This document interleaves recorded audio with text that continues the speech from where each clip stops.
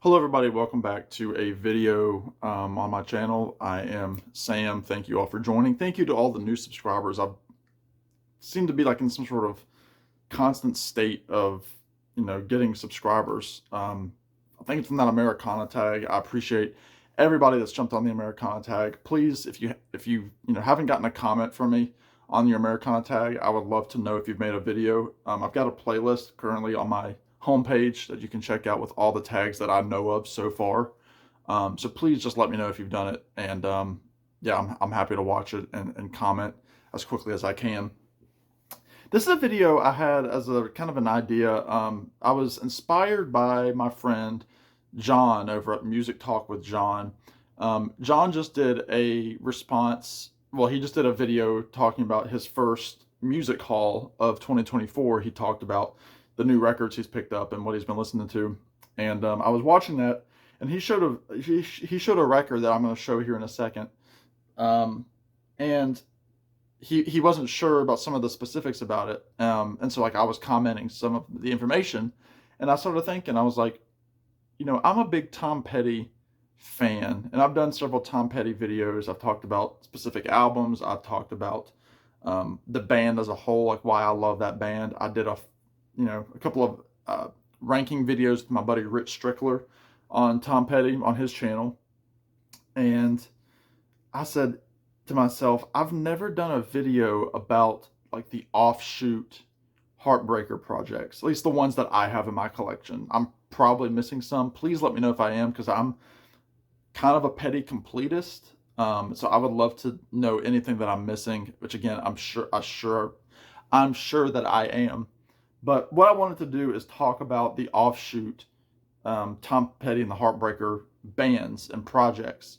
And I have a few here, a few records and CDs, and some are obvious and some you might not know exist. So I'm gonna start with probably the most obvious. And again, these are albums that are either Tom Petty and the Heartbreaker related that don't have the Heartbreaker name, or they're again solo projects, side projects from the guys. And I'm not talking about the three Tom Petty solo albums like Full Moon Fever, Wildflowers, or Highway Companion.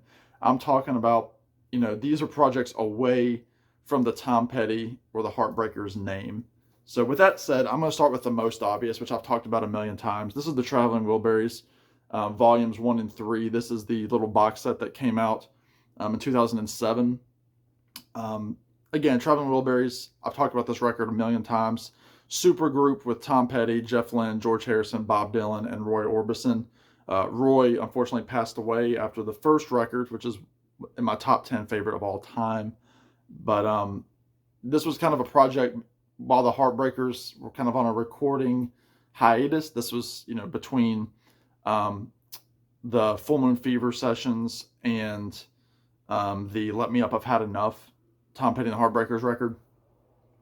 So again, fantastic record. We all know it. Handle with Care, End of the Line, Tweeter and the Monkey Man by Bob Dylan, She's My Baby, Last Night, Heading for the Light. Just fantastic kind of rocky songs with a little bit of Americana leaning toward for a lot of the tracks. So this is the most obvious one. I wanted to get this one out of the way. Traveling Wilburys. Now, really after that, a lot of these you probably might, the casual Heartbreaker fan might not know about. This is a Johnny Cash album called Unchained. This was part of his Americana series that he did with Rick Rubin. Fantastic album on the American label there. But what's cool about this album, again, it came out in 1996. So this would have been just before, like, this would have been between Echo and Wildflowers. So it was like Wildflowers, then this, then Echo. Yeah, I believe. Yes, I'm gonna stick to that. This is Johnny Cash vocal album first and foremost, but the backing band are the Heartbreakers, and he even does a cover of Southern Accents from the Southern Accents record.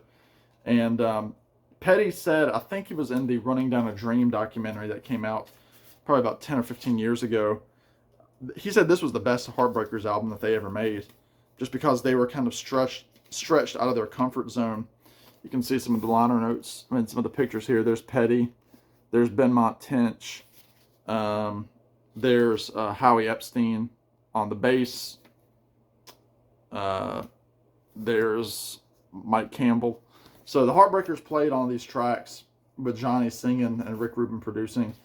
But just a fantastic. I mean, if you know anything about the Americana sessions, the American sessions that Cash did, you know that they're all top-notch records. I mean, there's not one, in my opinion, that's better than the other. You know, there's some that have stronger selections of songs, but in terms of the heart and the performance, it's all pretty much on the same playing field. But he does, you know, like Rusty Cage is on here. Memories Are Made of This, The Kneeling Drunkard's Plea, which is a great kind of dual vocal with Tom Petty.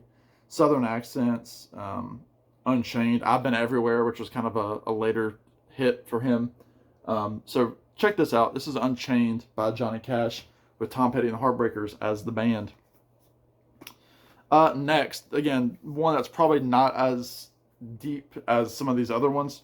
This is Mudcrutch. This is the first band that Tom Petty had prior to the Heartbreakers, but the original lineup featured Mike Campbell and Benmont Tench, who obviously would be the pillars of the Heartbreakers throughout all of their lineup changes. You always had Tom, Mike, and Benmont, who were the three guys that really, you know, kind of held down the ship. You can see there, this is from 2008. There's Tom, there's Mike, there's Ben, and then you also had Tom Leadon, who is the brother of Bernie Leadon from the Eagles, and then Randall Marsh, who actually played on, I think he played on a couple of early Heartbreakers tunes from that first album. He might even be on Damn the Torpedoes.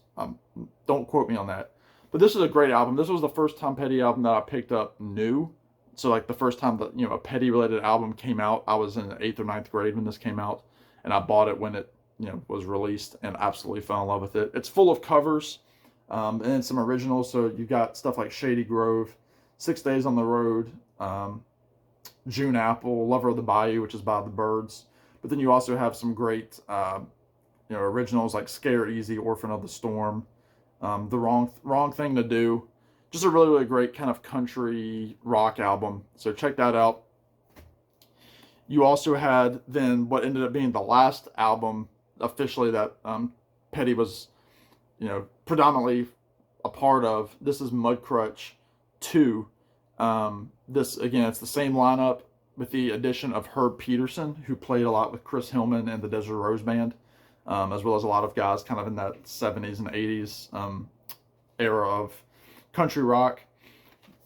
This is a great album because it's all originals. Every band member sings lead, including Mike Campbell and Benmont. But you have the song called Trailer, the first song, which was actually a Southern Accents throwaway tune. I mean, it was released on a single, but he added an extra verse, re-recorded the vocals with new instrumentation with the guys, and released a pretty solid single. Beautiful Blue is beautiful. Beautiful World is the Randall Marsh song. It's kind of a fast-paced little tune. I Forgive It All, an absolute beauty of a song, kind of the middle point of the album. Welcome to Hell is a Benmont tune, kind of a boogie-woogie style. Victim of Circumstance, very garagey, gritty. Hungry No More is the final track, which was a perfect kind of capstone to Petty's career. So recommend Mudcrutch 2 as well if you want the final vocals really that Petty worked on. And then this came out between those albums, I think kind of a special. This is a little EP called Mudcrutch Live after the first album. It was from that tour that they did. You can see the guys there.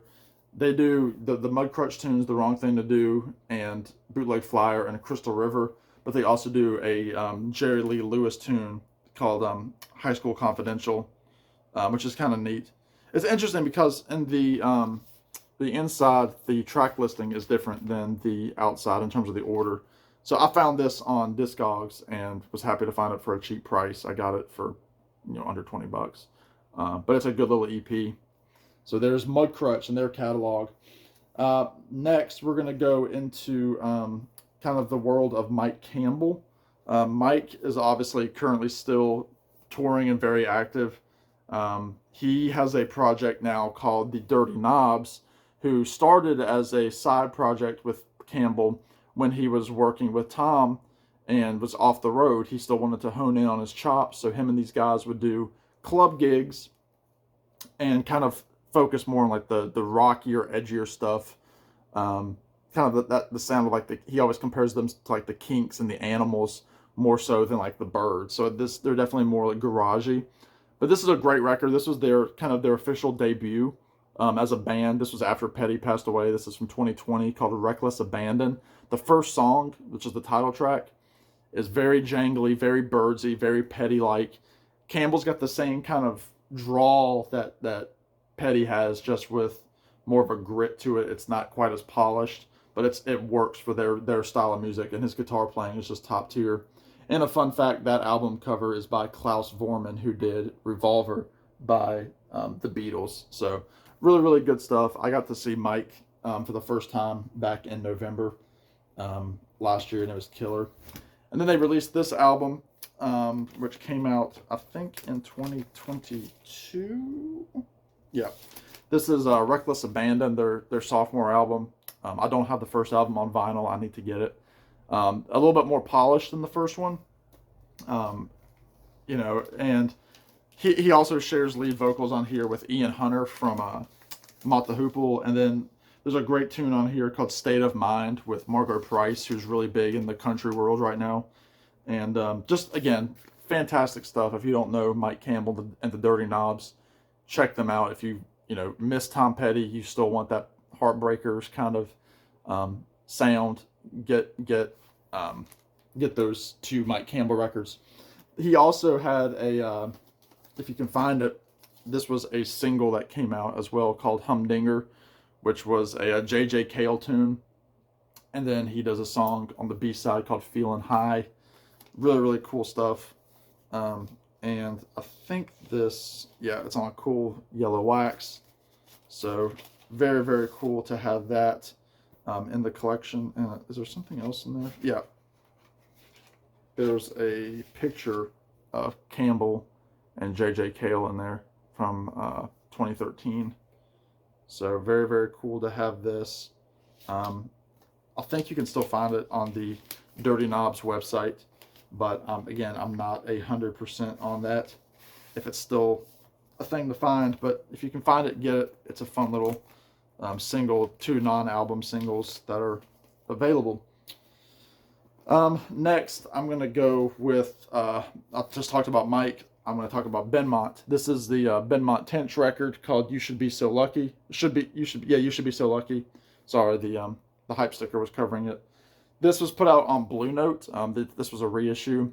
Came out in 2014, I believe. And really, really good. Benmont has kind of the smoky kind of, not really bluesy, but it's not a strong voice. But again, it works. I mean, and look how cool that cat is. I mean, Benmont is so cool. That dude has played on sessions for so many people. The Avett Brothers, he's played with, Stevie Nicks and Don Henley and people like that. So he's just everywhere. Ian Hunter he's played with, I believe. This is a great record. It's a really good record. It's not a great record necessarily, but there was the single called Veronica Said, which is kind of a lilting little tune. He also does a couple of covers. He does Karina Karina, and he also does Duquesne Whistle, which was released 2 years prior by Bob Dylan on his album Tempest, which is my favorite song off of that record, and that's the closing track on this one. Again, this is really, really good. I know John, who I mentioned at the beginning of the video, is a big fan of this record, and it's on Blue Note, so it's solid quality.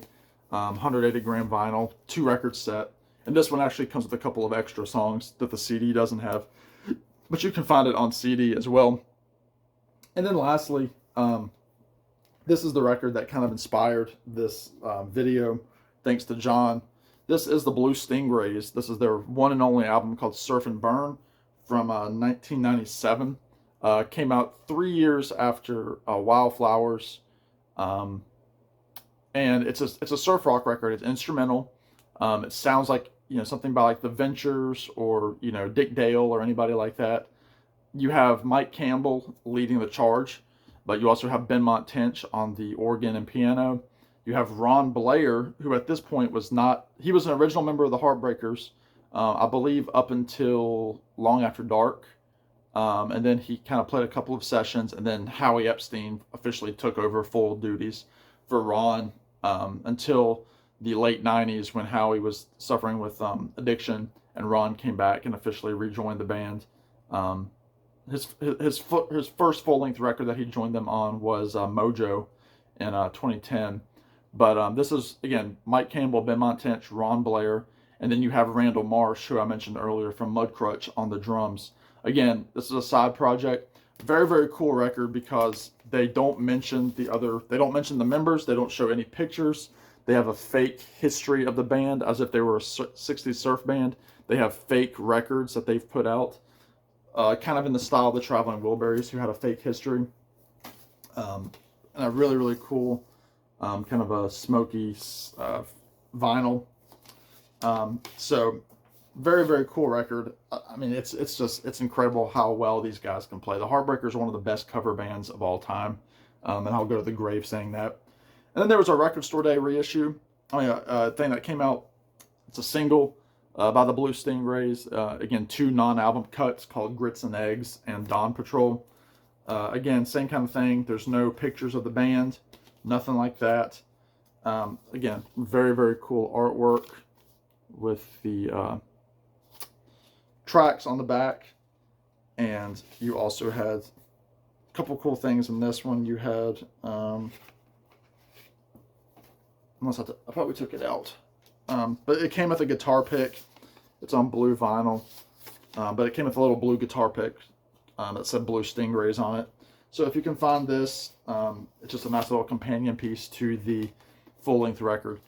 And so again, I mean, obviously the Heartbreakers have played on 100 different sessions. I mean, Stevie Nicks' Belladonna. You know, again, I mentioned Benmont and Mike played on a lot of those Johnny Cash records and Avett Brothers records. Benmont has played with Margo Price. Mike Campbell has also played with Don Henley. Stan Lynch from the Heartbreakers has played with Don Henley. So like all those guys have been in high demand. Even still, I mean, Campbell will play a session or two for somebody. So will Benmont. So it's just they're just a very prolific band, and I just wanted to kind of highlight some of the records that you might not know were essentially, you know, extra Heartbreaker projects that were full on, fully led by a member of the Heartbreakers.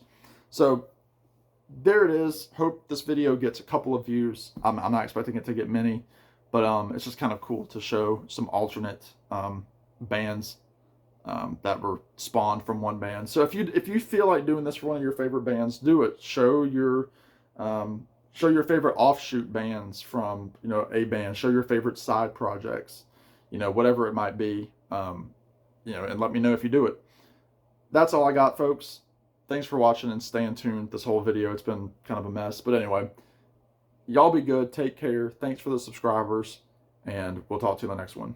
Bye now.